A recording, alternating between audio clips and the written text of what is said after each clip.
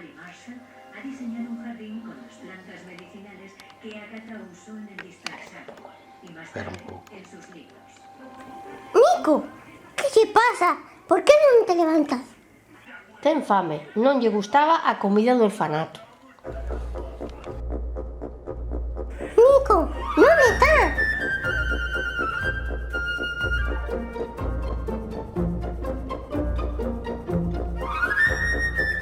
Nico, ¿dónde está? Cando chega Kiko? ¿Qué pasa? Está aí, ¿Qué Kiko. pasa? La primera persona que resultó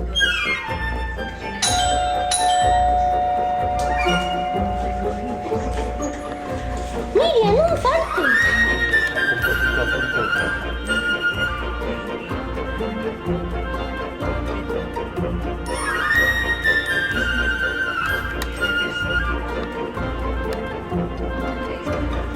¡Oh, mira, qué susto! ¡Es Kiko!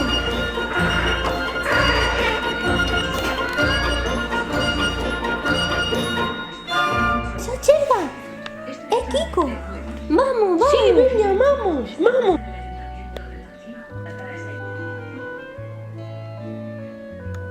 en este paso tengo algunas páginas sacadas de la libreta de Agatha de cuando estaba estudiando para obtener su título de farmacéutica. Los concelos expatriados de la necesidad de que nos cuentes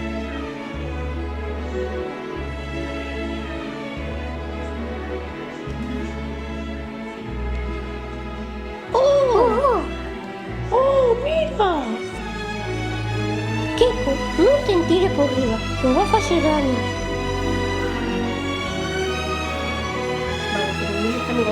Anda! Madre mía! Madre mía.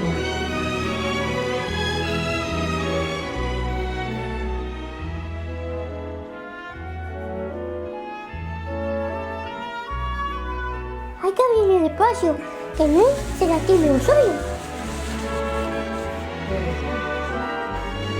¡Hola, Kiko! Hola, Kiko. ¡Hola, hola, Kiko! ¡Bien! Hola. habla de su jardín, de su estancia. Mai, Kiko é o noso irmán. O vaise con No, Kiko ven para quedar aquí, con nós. É parte da familia, é o vosso irmán.